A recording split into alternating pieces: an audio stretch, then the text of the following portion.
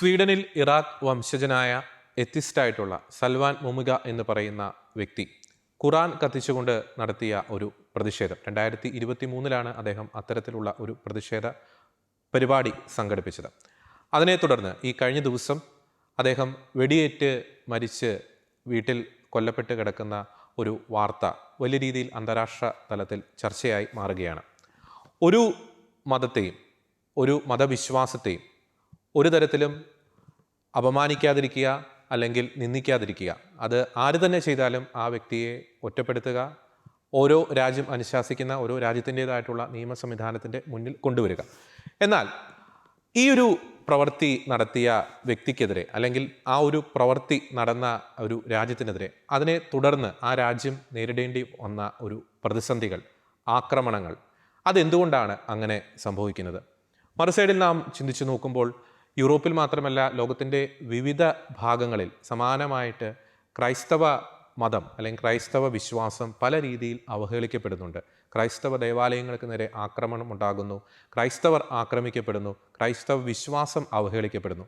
എന്തിനേറെ പറയുന്നു, നമ്മുടെ കൊച്ചു കേരളത്തിൽ പോലും സ്വീഡനിൽ ഖുറാൻ കത്തിച്ചതിന് സമാനമായിട്ടുള്ള രീതിയിൽ പരിശുദ്ധ ബൈബിൾ കത്തിച്ച അതിദാരുണമായിട്ടുള്ള ഒരു സംഭവം അരങ്ങേറുകയുണ്ടായി. മുസ്തഫ എന്ന് പറയുന്ന കാസർഗോഡ് സ്വദേശിയായിട്ടുള്ള വ്യക്തി. എന്നാൽ അത്തരം സംഭവങ്ങൾ ഒക്കെ അരങ്ങേറിയപ്പോൾ, ഈ മുസ്തഫ നടത്തിയ ആ ഒരു പ്രവർത്തികളിൽ ഉൾപ്പെടെ അത്തരം സംഭവങ്ങൾ അരങ്ങേറിയപ്പോൾ അത്തരം കുറ്റകൃത്യങ്ങളോട് ക്രൈസ്തവർ പുലർത്തിയ ഒരു പ്രതികരണം, ക്രൈസ്തവർ നടത്തിയ ഒരു പ്രതികരണം എത്തരത്തിൽ ഉള്ളതായിരുന്നു? എന്തുകൊണ്ടാണ് ഈ രണ്ട് സാഹചര്യങ്ങളിലും രണ്ട് കൂട്ടർ നടത്തുന്ന പ്രതികരണങ്ങളിൽ ഇത്തരത്തിൽ വലിയൊരു അന്തരം സംഭവിക്കുന്നത്? ഈ വിഷയങ്ങളാണ് നിലപാട് എന്ന ഈ ഒരു പ്രോഗ്രാമിലെ ഇന്നത്തെ എപ്പിസോഡിൽ ഞങ്ങൾ ചർച്ച ചെയ്യാൻ ആഗ്രഹിക്കുന്നത്. ഞാൻ ജോർജി, എന്നോടൊപ്പമുള്ളത് റോബിൻ അരുൺ. 2023 സ്വീഡനിൽ ഈ സൽവാൻ മൊമിഗ എന്ന് പറയുന്ന ഇറാഖ് വംശജനായിട്ടുള്ള എത്തിസ്റ്റായിട്ടുള്ള ഒരു വ്യക്തി മുസ്ലിം ജനതയുടെ അവരുടെ വിശുദ്ധ ഗ്രന്ഥമായി അവർ കണക്കാക്കുന്ന ഖുറാൻ കത്തിച്ച് നടത്തിയ പ്രതിഷേധ പ്രകടനം. നമുക്കറിയാം, ഈ സ്വീഡൻ എന്ന് പറയുന്നത് ഫ്രീ സ്പീച്ചിന് വളരെയധികം ഒരു പ്രാധാന്യം നൽകുന്ന രാജ്യമാണ്. അവിടുത്തെ ആ ഒരു നിയമത്തിൻ്റെ ആനുകൂല്യം മുതലാക്കിയാണ് അത്തരത്തിലുള്ള പ്രതിഷേധ പ്രകടനങ്ങൾ ആ വ്യക്തി നടത്തിയത്. ഈ ചർച്ച സംഘടിപ്പിക്കാനുള്ള പ്രധാനപ്പെട്ട ഒരു കാരണം എന്ന് പറയുന്നത്, അതിൻ്റെ ഒരു പശ്ചാത്തലം എന്ന് പറയുന്നത്, ഈ പറയുന്ന സൽവാൻ മൊമിഗ എന്ന് പറയുന്ന വ്യക്തി ഈ കഴിഞ്ഞ ദിവസം വെടിയേറ്റ് കൊല്ലപ്പെട്ട ഒരു സ്ഥിതിവിശേഷം. ആദ്യമേ തന്നെ നമ്മുടെ ഈ ചർച്ചകളുടെ ഒരു വിശദാംശങ്ങളിലേക്ക് കിടക്കുന്നതിന് മുമ്പ് രണ്ട് കാര്യങ്ങൾ പ്രധാനമായും നമുക്ക് കൃത്യമായും പറയാൻ സാധിക്കും. ഒരു മതത്തിൻ്റെയും ഒരു ഗ്രന്ഥം ഇത്തരത്തിൽ കത്തിക്കുന്ന ഒരു നിലപാടിനെ നമുക്ക് ഒരു തരത്തിലും ന്യായീകരിക്കാൻ സാധിക്കില്ല. അത്തരത്തിലുള്ള നിലപാടുകളെ എതിർക്കപ്പെടുക തന്നെ ചെയ്യും. ഒപ്പം തന്നെ രണ്ടാമത്തെ പ്രധാനപ്പെട്ട ഒരു കാര്യം, ഇത്തരത്തിൽ മതഗ്രന്ഥങ്ങൾ ആക്രമിക്കപ്പെടുമ്പോൾ അല്ലെങ്കിൽ മതനിന്ദകൾ ചിലരൊക്കെ ചെയ്യുമ്പോൾ അവരെ കായികമായി കൈകാര്യം ചെയ്യുന്ന ഈ ഒരു രീതി, അതിനെയും നാം എതിർക്കുക തന്നെ ചെയ്യും. നമ്മൾ ഈ ഒരു ചർച്ചയിലേക്ക് പോകുമ്പോൾ ആ ഒരു ഇൻസിഡൻറ്റ്, സ്വീഡനിൽ ഉണ്ടായ ആ ഒരു ഇൻസിഡൻറ്റിന് ശേഷം ഈ സ്വീഡന് പൊളിറ്റിക്കലി ഒപ്പം തന്നെ മറ്റ് പല രീതിയിലും നേരിടേണ്ടി വന്ന പ്രതിസന്ധികൾ, അതൊന്ന് പോയിൻ്റ് ഔട്ട് ചെയ്തിട്ട് അടുത്ത ഘട്ടത്തിലേക്ക് പോകാമെന്ന് എനിക്ക് തോന്നുന്നു. ആദ്യത്തെ ഒരു പ്രധാനപ്പെട്ട ഒരു കാര്യം എന്ന് പറയുന്നത്, ഈ ഇത്തരത്തിലുള്ള ഖുറാൻ കത്തിക്കുന്ന ഈ ഒരു ഇൻസിഡൻറ്റ് ഉണ്ടായതിന് ശേഷം ഈ ഓർഗനൈസേഷൻ ഫോർ ഇസ്ലാമിക് കോപ്പറേഷൻ അവർ തങ്ങളുടെ അംഗങ്ങളായിട്ടുള്ള രാജ്യങ്ങളോട് ആഹ്വാനം ചെയ്തു സ്വീഡനെതിരെ പൊളിറ്റിക്കലി ഒപ്പം തന്നെ എക്കണോമിക്കലി വലിയ രീതിയിലുള്ള ഉപരോധം ഏർപ്പെടുത്തണം, സാങ്ഷൻസ് ഏർപ്പെടുത്തണം, ആ രീതിയിലുള്ളൊരു ആഹ്വാനം നടത്തുകയുണ്ടായി. രണ്ടാമത്തെ പ്രധാനപ്പെട്ട ഒരു കാര്യം എന്ന് പറയുന്നത്, പാകിസ്ഥാൻ ബേസ് ചെയ്തിട്ടുള്ള ഒരു സുന്നി എക്സ്ട്രീമിസ്റ്റ് ഓർഗനൈസേഷൻ പാകിസ്ഥാനി ക്രിസ്ത്യൻസിനെതിരെ ഒരു വംശഹത്യ നടത്തുവാനുള്ളൊരു ആഹ്വാനം അവർ നൽകുകയുണ്ടായി. മൂന്നാമത്തെ പ്രധാനപ്പെട്ട ഒരു കാര്യം, ഈ സ്വീഡിഷ് എംബസി, ബാഗ്ദാദിലുള്ള സ്വീഡിഷ് എംബസിക്ക് നേരെ ഒരു ആക്രമണം ഉണ്ടാകുന്നു. അവിടെയുള്ള ഇറാഖി ഒരു മത പുരോഹിതൻ സ്വീഡൻ എന്ന രാജ്യത്തെ ഹോസ്റ്റൈൽ ടു ഇസ്ലാമായിട്ട് പ്രഖ്യാപിക്കുന്നു. അതിൻ്റെ അടിസ്ഥാനത്തിൽ സ്വീഡിഷ് എംബസിക്ക് നേരെ ആക്രമണം ഉണ്ടാകുന്നു. വേറൊരു ഇൻസിഡൻറ്റ് ഉണ്ടായത്, ഒരു ഇറാനിയൻ ഒരു ഭീകരൻ അഷാബ് അൽ ഖാൽഫ് എന്ന് പറയുന്ന വ്യക്തി എല്ലാ സ്വീഡിഷ് പൗരന്മാരെയും കായികമായി നേരിടാൻ ആഹ്വാനം ചെയ്യുന്ന ഒരു സംഭവം നടക്കുന്നു. മറ്റൊരു പ്രധാനപ്പെട്ട ഒരു കാര്യം എന്ന് പറയുന്നത്, ഇസ്ലാമിക് സ്റ്റേറ്റ് അനുഭാവമുള്ള തീവ്രവാദികൾ ഈ 2023 ഒക്ടോബർ 16 2 സ്വീഡിഷ് പൗരന്മാരെ കൊല ചെയ്യുന്നു, അവരെ കൊല്ലുന്നു. അതിൻ്റെ പ്രധാനപ്പെട്ട ഒരു മോട്ടീവ് എന്ന് പറയുന്നത് ഈ ഖുറാൻ കത്തിച്ചതുമായി ബന്ധപ്പെട്ടൊരു കാര്യങ്ങളാണ്. അപ്പോൾ നാം ഒന്ന് നോക്കുക, ഈ സ്വീഡനിലെ തന്നെ സ്വീഡിഷ് പൗരനാണ്, സ്വീഡിഷിലേക്ക് അഭയാർത്ഥിയായിട്ട് വന്ന ഈ ഒരു വ്യക്തി, ഇറാഖി വംശജനായിട്ടുള്ള വ്യക്തി, എത്തിസ്റ്റായിട്ടുള്ളൊരു വ്യക്തി, ആ വ്യക്തി ചെയ്ത ഒരു കാര്യം, ഒരിക്കലും ന്യായീകരിക്കാൻ സാധിക്കില്ല. ഇസ്ലാമിൻ്റെ മതഗ്രന്ഥത്തെ കത്തിച്ചു. പക്ഷേ അതിൻ്റെ പേരിൽ ഒരു ജനതതി ഒന്നടങ്കം ആക്രമിക്കപ്പെടുന്ന ഒരു സ്ഥിതിവിശേഷം. ഞാനിത് പറയാനുള്ളൊരു പ്രധാനപ്പെട്ട ഒരു കാര്യം എന്ന് പറയുന്നത്, ഇങ്ങ് കേരളത്തിലും ബൈബിൾ കത്തിക്കപ്പെട്ടു അല്ലേ. മുസ്തഫ എന്ന് പറയുന്ന ഒരു വ്യക്തി ബൈബിൾ കത്തിച്ചു. ആ വ്യക്തിക്ക് നേരെ കായികമായിട്ട് ക്രിസ്ത്യാനികൾ ആക്രമിക്കുകയോ അല്ലെങ്കിൽ അത്തരത്തിലുള്ള ആഹ്വാനം ആരെങ്കിലും ഇതുവരെ നൽകിയതായി നാം കേട്ടിട്ടില്ല. അങ്ങനെ ഒരിക്കലും നൽകാനും പാടില്ല. അങ്ങനെ നൽകുന്നവരെ നാം എതിർക്കുക തന്നെ ചെയ്യും. ഒപ്പം തന്നെ യൂറോപ്പിലും മറ്റ് പല രാജ്യങ്ങളിലും എത്തരത്തിലാണ് ക്രിസ്ത്യാനിറ്റി അവഹേളിക്കപ്പെടുന്നത്. ദേവാലയങ്ങൾക്ക് നേരെ ആക്രമണം ഉണ്ടാകുന്നു, വൈദികർക്ക് നേരെ ആക്രമണം ഉണ്ടാകുന്നു, ക്രിസ്ത്യാനിറ്റിയെ മതപരമായിട്ട് അവഹേളിക്കപ്പെടുന്നു. അന്നൊന്നും ഏതെങ്കിലും ഒരു ക്രിസ്ത്യൻ ഭൂരിപക്ഷ രാജ്യങ്ങൾ ഇത്തരത്തിലുള്ള പ്രവൃത്തി ചെയ്ത വ്യക്തി പ്രതിനിധീകരിക്കുന്ന രാജ്യത്തിന് നേരെ ഒരു പൊളിറ്റിക്കൽ ഒരു മൂവോ അല്ലെങ്കിൽ എക്കണോമിക് മൂവോ ഒന്നും നടത്തിയില്ല. നമുക്കറിയാം, ഈ സ്വീഡൻ്റെ നാറ്റോയിലേക്കുള്ള എൻട്രിയെ പോലും തടുക്കുന്ന രീതിയിൽ ഈ ഒരു ഇൻസിഡൻറ്റ് വരികയുണ്ടായി. തുർക്കി ആ ഒരു കാലഘട്ടത്തിൽ സ്വീഡനെ നാറ്റോയിൽ അംഗത്വം നൽകരുതെന്ന തരത്തിലേക്ക് കാര്യങ്ങൾ പോകുന്നു. അപ്പോൾ ഇത് സംഭവിക്കുന്നത് എന്താണെന്ന് വെച്ച് കഴിഞ്ഞാൽ റിലീജിയനെ പൊളിറ്റിക്കലി ഒരു മിക്സപ്പ് ചെയ്യുന്നു. അതായത് ഈ രാജ്യങ്ങൾ എന്താണ് പറയുന്നത്, ഇസ്ലാമിനെതിരെ ചെയ്തു കഴിഞ്ഞാൽ ഞങ്ങൾക്കെതിരെയാണ് ഇത് ചെയ്യുന്നത്, അല്ലെങ്കിൽ ഞങ്ങൾക്കെതിരെ നടക്കുന്ന ആക്രമണമാണ് എന്ന് പറയുന്നത് ഒരു പൊളിറ്റിക്സ് പ്ലസ് ഒരു റിലീജിയനെ ഒരു മിക്സപ്പ് ചെയ്യുന്നതുകൊണ്ടുള്ള ഒരു പ്രധാനപ്പെട്ട ഒരു അപകടമാണ് അവിടെ സംഭവിക്കുന്നത്. അപ്പോൾ ആദ്യത്തെ ഒരു പോയിന്റിലേക്ക് വരുമ്പോൾ, ഈ പറയുന്ന വ്യക്തി ഇസ്ലാം മതഗ്രന്ഥം കത്തിച്ചു. അത് നമ്മൾ വീണ്ടും പറയുന്നു, അത് ഒരിക്കലും അനുവദിക്കാൻ പാടില്ലാത്തൊരു സംഭവമാണ്.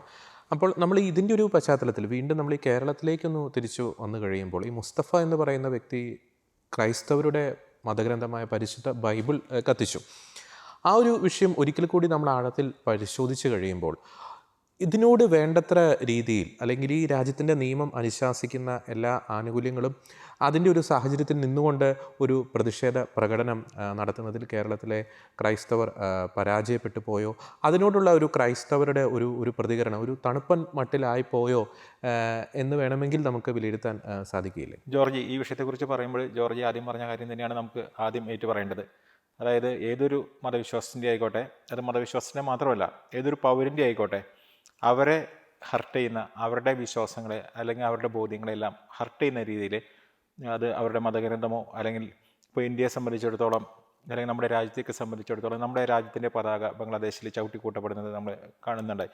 ഹമാസ് പ്രക്ഷോഭങ്ങൾ നടന്നിരുന്ന സമയത്ത് അമേരിക്കയുടെയും ഇസ്രായേലിൻ്റെയൊക്കെ പതാകകൾ അവർ ചെയ്യുന്ന കാര്യങ്ങളൊക്കെ നമ്മൾ കാണാറുണ്ട്. അത് ഒരു കാരണവശാലും ഒരുവൻ്റെ വികാരത്തെ ഹനിക്കുന്ന അല്ലെങ്കിൽ അവരെ വേദനിപ്പിക്കുന്ന കാര്യങ്ങളിൽ നിന്ന് ആരായാലും, അത് ഏത് മതസ്ഥരായാലും ഏത് വിശ്വസിക്കപ്പെട്ടവരായാലും ഏത്തിസ്റ്റുകളാണെങ്കിലും അവരത് ഒഴിഞ്ഞു നിൽക്കണം. അവർക്ക് അവരുടെ ആശയങ്ങൾ പ്രചരിപ്പിക്കാനുള്ള സ്വാതന്ത്ര്യമുണ്ട്. പക്ഷേ ജോർജി സൂചിപ്പിച്ച വിഷയത്തിലേക്ക് വരികയാണെങ്കിൽ, ഇത് 2023 ജനുവരിയിൽ അന്ന് സ്വീഡനിലെ ഒരു ഫാർ റൈറ്റ് പൊളിറ്റീഷ്യൻ റാസ്മസ് പലുദാൻ എന്ന് പറഞ്ഞ വ്യക്തിയാണ്. അദ്ദേഹം ഖുറാൻ കത്തിച്ചു. അതിൻ്റെ ഒരു പ്രതികാര നടപടിയായിട്ടാണ് ഇവിടെ കാസർഗോഡുകാരനായ മുഹമ്മദ് മുസ്തഫ ബൈബിൾ കത്തിച്ചത്. അവൻ മാക്സിമം പ്രകോപനം ഉണ്ടാക്കുന്ന രീതിയിലാണ് അത് ചെയ്തത്. POCയുടെ ഒരു പുതിയ പരിശുദ്ധ ബൈബിൾ വാങ്ങി ആ ബൈബിളിൽ ഡീസൽ ഒഴിച്ച് കത്തിക്കുന്നു. അതിനുശേഷം അവൻ ഗ്യാസ് സ്റ്റവിലിട്ട് കത്തിക്കുന്നു. അങ്ങനെ അതിനീചമായൊരു പ്രവൃത്തിയാണ് അവൻ ചെയ്തത്. ഇതിന് 2 മാസം മുമ്പ് ക്രിസ്മസ് കാലത്ത് അവൻ അവിടെയുള്ള ഒരു പ്രാഥമിക ആരോഗ്യ കേന്ദ്രത്തിൽ ഒരു പുൽക്കൂട് അവർ നിർമ്മിച്ചപ്പോൾ ആ പുൽക്കൂടിൽ നിന്ന് രൂപങ്ങളും ഉണ്ണീശയുടെയൊക്കെ രൂപങ്ങളും എടുത്ത് അവൻ തോട്ടിലെറിയുന്നൊരു കാര്യം ചെയ്തു. അപ്പോൾ ഈ 2 സംഭവങ്ങളുണ്ടായിട്ടും നമ്മുടെ കേരളത്തിൽ സംഭവിച്ച കാര്യങ്ങൾ, അന്ന് നമ്മൾ ആ വാർത്തകൾ അന്ന് നടന്ന സംഭവങ്ങളൊക്കെ മോണിറ്റർ ചെയ്യുമ്പോൾ ആദ്യത്തെ ദിവസങ്ങളിലൊന്നും തന്നെ ഒരു പത്രത്തിലും ഒരു ചാനലിലും ഈ ഒരു വാർത്ത വന്നില്ല. ഇത് വന്നില്ല എന്ന് പറയുമ്പോൾ ഞാൻ പറയുന്നു, ഇതിനു മുമ്പ് സ്വീഡനിൽ ഖുറാൻ കത്തിച്ചത് മുസ്തഫ അറിഞ്ഞത് പത്രങ്ങളിൽ കൂടെ തന്നെയാണ്. ഇവിടുത്തെ മാധ്യമങ്ങളിൽ അത് കൃത്യമായിട്ട് വന്നിട്ടുണ്ടായിരുന്നു. അപ്പോൾ അതുപോലെ ഒന്ന് ഇവിടെ സംഭവിച്ചപ്പോൾ ഇവിടുത്തെ മീഡിയകളായിക്കോട്ടെ, ഇവിടുത്തെ രാഷ്ട്രീയക്കാരായിക്കോട്ടെ, അവരെല്ലാവരും ഒരു ക്രൂരമായൊരു നിശബ്ദതയിലേക്ക് പോയത് നമുക്ക് കാണാൻ കഴിയും. പക്ഷേ ക്രൈസ്തവരുടെ പ്രതികരണം എങ്ങനെയായിരുന്നു എന്ന് നമ്മൾ പരിശോധിക്കുകയാണെങ്കിൽ, നമ്മുടെ പിതാക്കന്മാരായിക്കോട്ടെ അവരെല്ലാം വളരെ പക്വതയോട് കൂടിയിട്ടാണ് പ്രതികരിച്ചത്.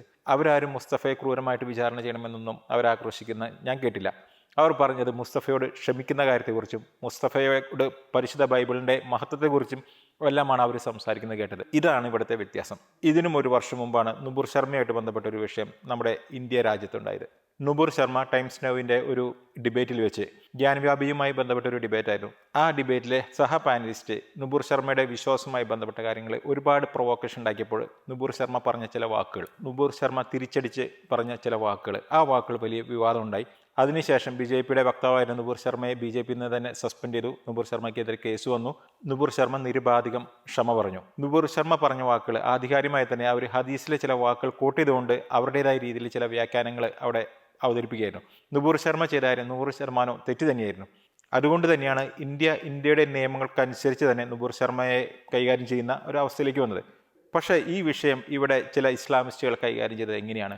ഈ സംഭവം നടന്ന ഒരാഴ്ചയ്ക്കുള്ളിൽ തന്നെ ഇവിടെ ഉത്തർപ്രദേശിലെ കാൺപൂരിലെല്ലാം വലിയ സംഘർഷങ്ങളുണ്ടായി. അതിനുശേഷം ഇവിടെ തന്നെയുള്ള ചില ഓൺലൈൻ മീഡിയകൾ അത് ഗൾഫ് രാജ്യങ്ങളിലേക്ക് ഈ വീഡിയോ കൃത്യമായിട്ട് അവിടെ കൊടുത്ത് അവിടെ നിന്ന് പിന്നെ ലോകം മുഴുവൻ അതിനെ വ്യാപിപ്പിച്ച് ഇന്ത്യക്കെതിരെ വലിയ രീതിയിലുള്ള പ്രഷർ വരുന്ന രീതിയിൽ പല കാര്യങ്ങളും ഇവിടെ നടന്നു. അതോടൊപ്പം തന്നെ തീവ്ര ഇസ്ലാമിസ്റ്റുകളെ അവരെ ഉണർത്തുന്ന രീതിയിൽ, അവരെ കൊണ്ട് റിവഞ്ച് ചെയ്യിക്കുന്ന രീതിയിൽ ഇവിടുന്ന് പല മെസ്സേജുകളും പല കാര്യങ്ങളും നമ്മുടെ ഈ രാജ്യത്ത് നിന്ന് പുറത്തേക്ക് പോയി. അതിന്റെ ഫലമായിട്ട് പാകിസ്ഥാനിൽ ഇന്ത്യൻ അതിർത്തി നുഴഞ്ഞു കയറി ഒരു റിസ്വാൻ അഷ്റഫ് വന്ന് അവനെ പിടികൂടുകയുണ്ടായി. അതുപോലെ തന്നെ നുപുർ ശർമ്മയെ ന്യായീകരിക്കാൻ വേണ്ടി ഒരു പോസ്റ്റ് ഇട്ട കനയ്യ ലാൽ എന്ന് പറഞ്ഞ രാജസ്ഥാനിലെ ഉദയ്പൂരിലെ ഒരു വ്യക്തിയെ 2 ഇസ്ലാമിസ്റ്റുകൾ ചേർന്ന് കഴുത്തറുത്ത് കൊലപ്പെടുത്തി അതിന്റെ വീഡിയോ അവരെ സാമൂഹ്യ മാധ്യമങ്ങളിലൂടെ പ്രചരിപ്പിക്കുന്ന ഒരു അവസ്ഥയുണ്ടായി. ഇതിന്റെ തുടർച്ചയായിട്ട് തന്നെ ലോകരാജ്യങ്ങളിൽ നിന്ന് വിവിധ തീവ്രവാദ സംഘടനകൾ ഇതിന് ഞങ്ങൾ റിവെഞ്ച് ചെയ്യും എന്ന് പറഞ്ഞുള്ള അവരുടെ ആഹ്വാനങ്ങൾ വന്നു. അപ്പോൾ ഒരു കാര്യത്തെ, ഒരു മതമായിട്ട് ബന്ധപ്പെട്ട കാര്യങ്ങളെ മീഡിയകളായിക്കോട്ടെ ഇവിടുത്തെ രാഷ്ട്രീയക്കാരായിക്കോട്ടെ അവർ കൈകാര്യം ചെയ്യുന്ന രീതിയുടെ വ്യത്യാസമാണ് ഇപ്പോൾ കാണുന്നത്. ഇവിടെ മുസ്തഫ ബൈബിൾ കത്തിച്ചു, സ്വീഡനിൽ സൽവാൻ മോവിക ഖുറാൻ കത്തിച്ചു.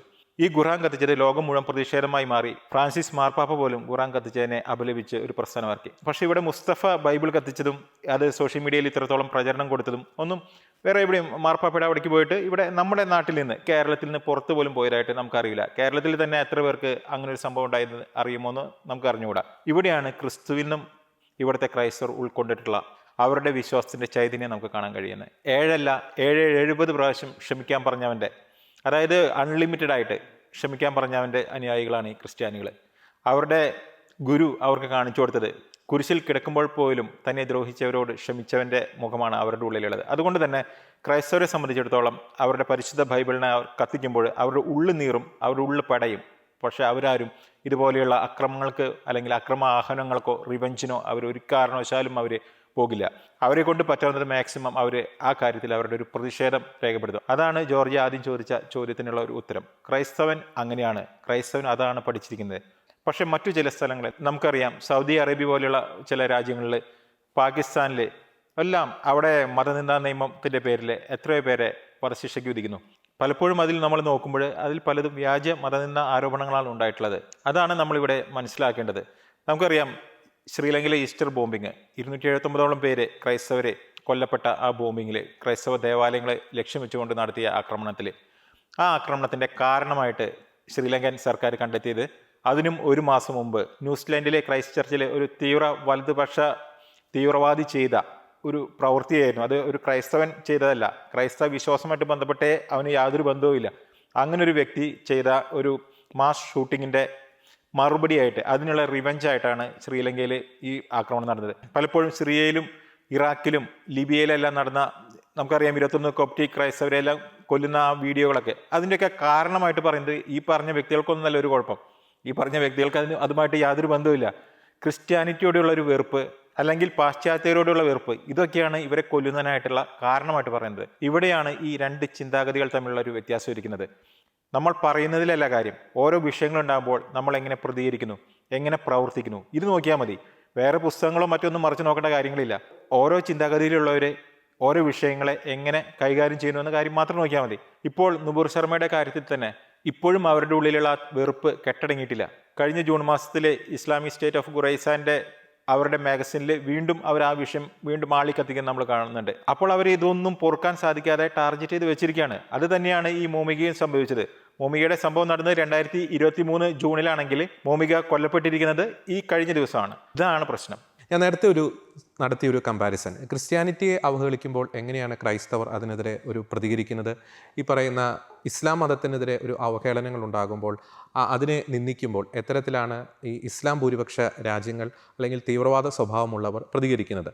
അതെന്തുകൊണ്ടാണ് ആ ഒരു കമ്പാരിസൺ നമ്മൾ നടത്തുമ്പോൾ ഒരു ആനയും ആടും തമ്മിലുള്ളൊരു വ്യത്യാസം അവിടെ സംഭവിക്കുന്നത്? റോബിൻ, ഇത് ഇപ്പോൾ ആദ്യം സൂചിപ്പിച്ചതുപോലെ തന്നെ നമ്മളിത് 2 പാർട്ടായിട്ട് തന്നെ ഇതിനെ കാണേണ്ടതാണ്. എന്ന് വെച്ചാൽ ഒന്ന്, ക്രിസ്ത്യാനിറ്റിയോടുള്ള ഇവരുടെ ഇപ്പം സ്വീഡൻ ഒരു ട്രഡീഷണലി ക്രിസ്ത്യൻ ആയിട്ടുള്ള രാജ്യമാണ്. പക്ഷേ അത് കാലക്രമത്തിൽ ഇപ്പോൾ യൂറോപ്പിലെ പല രാജ്യങ്ങളും സ്വീകരിച്ച രീതിയിൽ ഒരു സെക്കുലർ മനോഭാവത്തിലേക്ക് മാറുകയും, അതുപോലെ തന്നെ LGBTQ അടക്കമുള്ള അങ്ങനെ ഇവർ പുരോഗമനം എന്ന് പറയുന്ന, സെക്കുലറിസ്റ്റുകൾ പുരോഗമനം എന്ന് പറയുന്ന പല കാര്യങ്ങളും അവിടെ ഇംപ്ലിമെൻ്റ് ചെയ്യുകയും വിദ്യാഭ്യാസത്തിൽ അത് അടിച്ചേൽപ്പിക്കുകയും ജനങ്ങളുടെ എല്ലാ കാര്യങ്ങളിലേക്കും ഇങ്ങനെ മതത്തെ മാറ്റുന്നത്. ഇപ്പോൾ 2000 കാലഘട്ടം മുതൽ സെക്കുലറിസ്റ്റുകൾ മുഴുവൻ മതത്തെയും അതുപോലെ ഗവൺമെൻറ്റിനെയും മൊത്തം മാറ്റി നിർത്തി.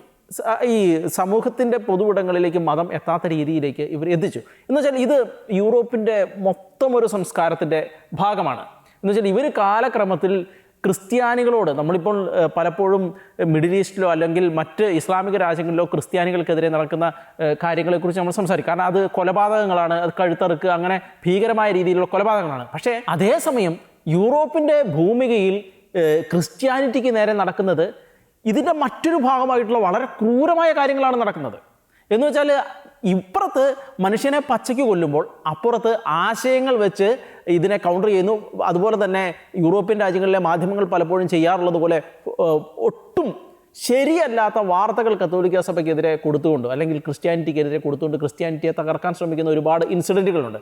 അതുപോലെ തന്നെയാണ് ഇപ്പോൾ ഈ എന്തെങ്കിലും നല്ലത് സംഭവിച്ചു കഴിഞ്ഞാൽ അത് ഈ സെക്കുലറിസ്റ്റിൻ്റെ മഹിമയും, എന്തെങ്കിലും മോശം സംഭവിച്ചു കഴിഞ്ഞാൽ അത് അവിടുത്തെ കാത്തോലിസിസത്തിൻ്റെ അതുമല്ലെങ്കിൽ ക്രിസ്ത്യൻ ഹൈറാർക്കിയുടെ എല്ലാം പ്രശ്നമായിട്ട് അങ്ങനെ തന്നെയാണ് ഇത്രയും കാലം അവർ ചെയ്തുകൊണ്ടിരുന്നത്. ഇനി ഇതിൻ്റെ ഒരു ഡാറ്റ നമ്മളെടുത്ത് പരിശോധിക്കുകയാണെങ്കിൽ ഇപ്പോൾ സെക്കുലറിസ്റ്റുകൾ എത്രത്തോളമാണ് യൂറോപ്പിനെ വിഴുങ്ങുകയും ക്രിസ്ത്യാനിറ്റിക്കെതിരെ ആക്രമണങ്ങൾ നടത്തിയതും എന്നുള്ള ഡാറ്റ നമ്മളെടുത്ത് പരിശോധിക്കുകയാണെങ്കിൽ വിദ്യാഭ്യാസത്തിൻ്റെ കാര്യത്തിൽ എന്ന് വെച്ചാൽ മാതാപിതാക്കൾക്ക് പോലും ഇടപെടാൻ കഴിയാത്ത രീതിയിൽ വിദ്യാഭ്യാസത്തിൽ ഇവരുടെ സെക്കുലർ ആശയങ്ങൾ കുത്തി നിറയ്ക്കുകയും ആ രീതിയിൽ ഒരു തലമുറയെ വളർത്തിയെടുക്കുകയും ചെയ്തു. രണ്ടാമത് ചർച്ചുകൾ കത്തിക്കുന്ന, പല ചർച്ചുകൾ കത്തിക്കുന്ന ഇൻസിഡൻറ്റുകളും സെക്കുലറിസ്റ്റുകളാണ് ഉണ്ടാക്കുന്നത്. എന്ന് വെച്ചാൽ ഈ പിന്നെ അതുപോലെ ചർച്ചുകൾക്കുള്ളിൽ ആക്രമണങ്ങൾ നടത്തി, മോഷണങ്ങൾ അടക്കമുള്ള കാര്യങ്ങൾ നടക്കുന്ന സാഹചര്യം. എന്ന് വെച്ചാൽ പള്ളികളെല്ലാം ഒരു കാലത്ത് പള്ളികളെല്ലാം തുറന്നാണ് കിടന്നിരുന്നത്. ആർക്ക് വേണമെങ്കിലും എപ്പോൾ പോലും പ്രാർത്ഥിക്കാൻ പാകത്തിൽ പള്ളികളെല്ലാം തുറന്നാണ് കിടന്നിരുന്നത്.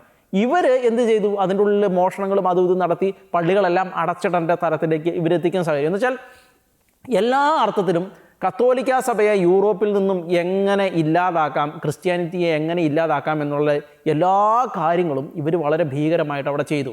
പക്ഷേ തിരിച്ച് കത്തോലിക്ക സഭ ഇങ്ങനെയുള്ള ഒരു കാര്യങ്ങളും എന്ന് വെച്ചാൽ പ്രതികരണങ്ങൾ എപ്പോഴും നമ്മുടെ പ്രാർത്ഥനയിൽ ഒതുങ്ങി എന്ന് പറയുന്നത് പോലെ പ്രതികരണങ്ങളെല്ലാം അങ്ങനെയായിരുന്നു. ഇതേ കാര്യമാണ് ഈ യൂറോപ്പിലേക്ക് അഭയാർത്ഥികളായിട്ട് വന്ന ഇസ്ലാമിൻ്റെ മുതുകത്തേക്ക് ഇവരെടുത്തത്. ഈ സെക്കുലറിസ്റ്റുകൾ എടുത്ത് ക്രിസ്ത്യാനിറ്റിയോട് കാണിച്ച അതേ കാര്യമാണ് എടുത്തത്. അവിടെയാണ് ഇവർക്ക് പാളിപ്പോകുന്ന ഒരു സാഹചര്യം ഉണ്ടായത്. കാരണം അത് ആ സംസ്കാരത്തിൻ്റെ ഭാഗമാണ്. നമ്മളന്നേരം ഇവിടെ പരിശോധിക്കേണ്ട ഒരു കാര്യം എന്ന് പറയുന്നത്, ഏതെങ്കിലും ഒരു മതഗ്രന്ഥം കത്തിച്ചുകൊണ്ടാണോ സെക്കുലറിസവും അതുപോലെ എത്തയിസവും പ്രകടിപ്പിക്കേണ്ടത് എന്നുള്ളതാണ്. ക്രിസ്ത്യാനിറ്റിയോട് ഇവർ അക്ഷരാർത്ഥത്തിൽ ഇത് തന്നെയാണ് യൂറോപ്പിൽ ഉടനീളം കാണിച്ചത്, എല്ലാ അർത്ഥത്തിലും കാണിച്ചത്. ഇപ്പോൾ മാർക്സിസം ആണെങ്കിലും ഏത് ഇസംസ് എടുത്ത് പരിശോധിച്ചാൽ പോലും ഇവർ കൊണ്ടുവന്ന ഇസങ്ങളെല്ലാം ഇതുപോലെ ക്രിസ്ത്യാനിറ്റിയെ തകർക്കാൻ വേണ്ടിയായിരുന്നു. ഇവർ അതുപോലെ ചെയ്തു. ഇനി നമ്മൾ സ്വീഡൻ്റെ ഒരു ചരിത്രം കൊണ്ട് എടുത്ത് പരിശോധിക്കണം. എന്ന് വെച്ചാൽ ഈ സ്വീഡൻ വളരെ ശാന്തമായ, വളരെ സമാധാനമുള്ള, ക്രൈമുകളില്ലാത്ത ഒരു രാജ്യമായിരുന്നു. അപ്പോൾ നമ്മളൊരു രീതിയിൽ പറയുമല്ലോ, എന്ന് വെച്ചാൽ ഈ സൈക്കിൾ ഓടിക്കാൻ പഠിപ്പിക്കുമ്പോൾ ഒരാളെ സൈക്കിളെ കയറ്റി ഇരുത്തി ആദ്യം തള്ളി വിടുന്നു. അയാൾ ഒന്നും ചെയ്യാതെ ഇങ്ങനെ പിടിച്ചിരിക്കുന്നിടത്തോളം സമയം ആ സൈക്കിൾ നേരെ പോകും. അയാളൊന്ന് ഇളകുകയോ എന്തെങ്കിലും ചെയ്യുന്ന സമയത്ത് ആ സൈക്കിൾ മറിഞ്ഞു വീഴും. ഇതേ സംഭവം തന്നെയാണ് ഈ സെക്കുലറിസ്റ്റുകളുടെ കാര്യത്തിലും സംഭവിച്ചത്. ക്രിസ്ത്യാനിറ്റിയുടെ സംസ്കാരം അവരുടെ ഉള്ളിലുണ്ടായിരുന്നപ്പോൾ ഇത് വളരെ സമാധാനപരമായി പോയി. അത് കഴിഞ്ഞ് ഇവർ പതിയെ ക്രിസ്ത്യാനിറ്റിയെ തകർത്ത് കഴിഞ്ഞപ്പോഴും ഇതിങ്ങനെ സമാധാനപരമായി പോകുന്ന സാഹചര്യം ഉണ്ടായി. പക്ഷേ മറ്റൊരു ചുവട് വെച്ചപ്പോഴത്തേനും മറിഞ്ഞു വീഴുന്ന കാഴ്ചയാണ്. യഥാർത്ഥത്തിൽ ഇത് തന്നെയാണ് സ്വീഡനിൽ ഇന്ന് സംഭവിച്ചുകൊണ്ടിരിക്കുന്നത്. എന്ന് വെച്ചാൽ സ്വീഡൻ ഇന്ന് കലുഷിതമായ അന്തരീക്ഷമാണ്. അവിടെ മുഴുവൻ ഗ്യാങ്ങുകളടക്കമുള്ള ഈ ഗ്യാങ്ങുകളെ പ്രൊമോട്ട് ചെയ്യുന്നത് ഏകദേശം അവർ തന്നെ ആരോപിക്കുന്നത് ഒന്ന് ഇറാന്, അതുപോലെ തുർക്കി അടക്കമുള്ള രാജ്യങ്ങളിൽ നിന്ന് ചെല്ലുന്ന ആളുകളെയാണ്.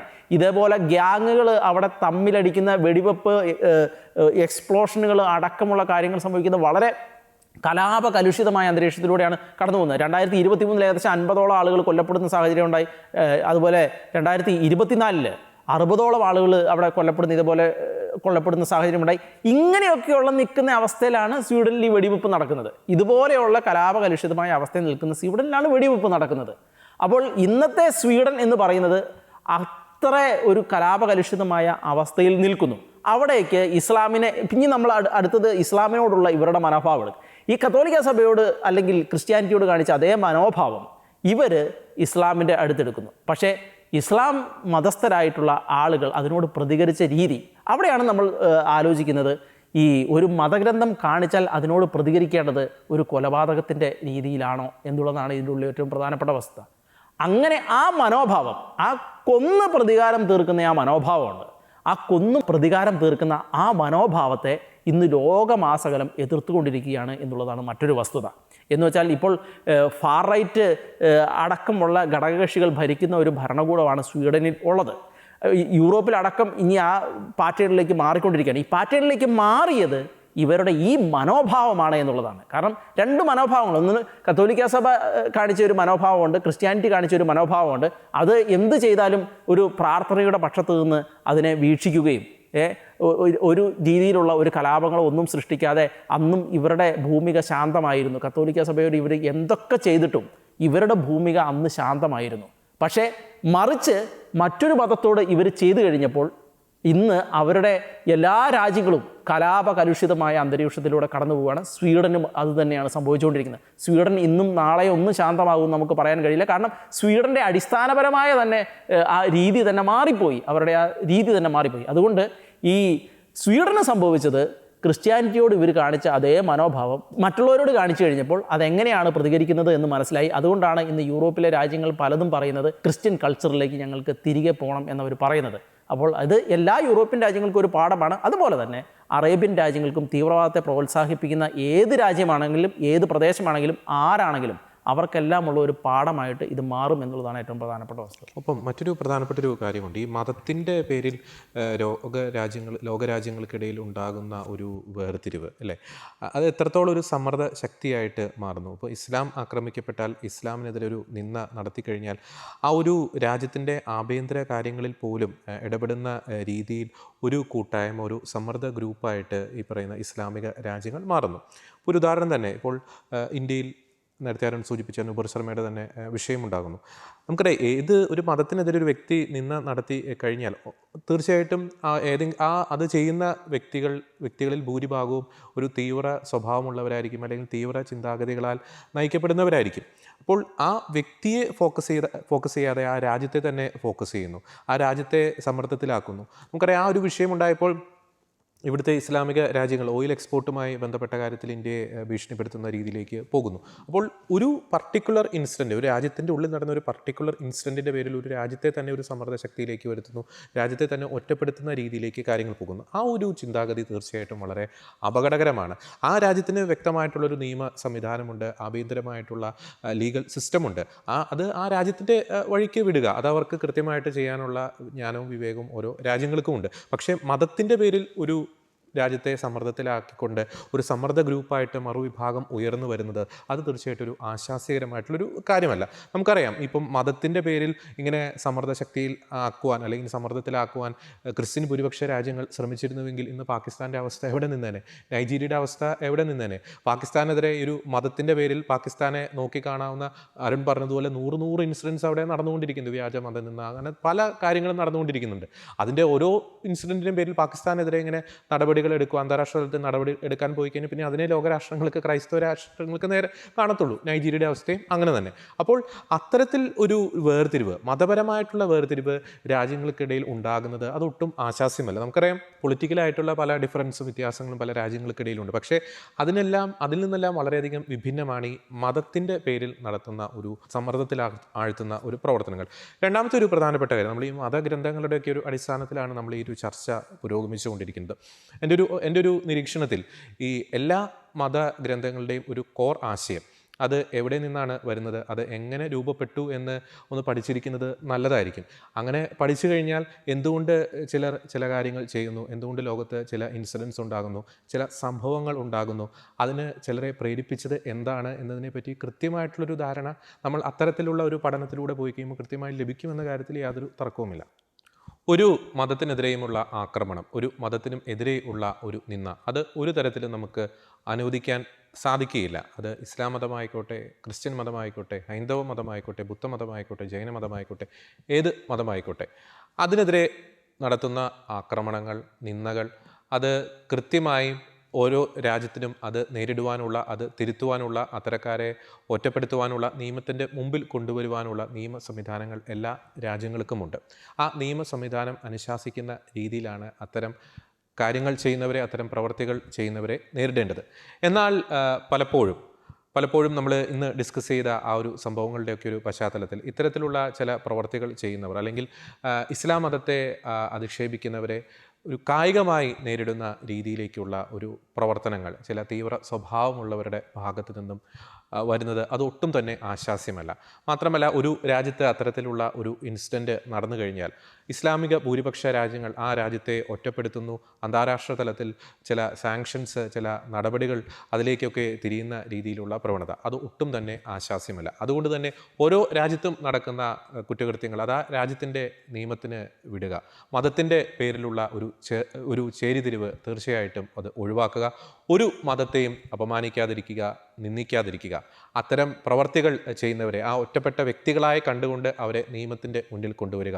അതല്ലാതെ ആ വ്യക്തി പ്രതിദാനം ചെയ്യുന്ന രാജ്യത്തെ ഒറ്റപ്പെടുത്തുവാനോ ആ വ്യക്തിയുടെ റിലീജിയനെ ഒറ്റപ്പെടുത്തുവാനോ ആ വ്യക്തി പ്രതിദാനം ചെയ്യുന്ന രാജ്യത്തെ പൗരന്മാരെല്ലാവരും കുഴപ്പക്കാരാണ് എന്ന രീതിയിൽ വരുത്തി തീർത്തൊരു അരാജകത്വം സൃഷ്ടിക്കുന്ന പ്രവണത അത് ഒട്ടും തന്നെ ശരിയല്ല എന്ന നിലപാട് അറിയിച്ചുകൊണ്ട് മറ്റൊരു വിഷയത്തിലെ നിലപാടുമായി ഞങ്ങൾ വീണ്ടും വരുന്നതായിരിക്കും. എല്ലാ പ്രിയപ്പെട്ട പ്രേക്ഷകർക്കും നന്ദി.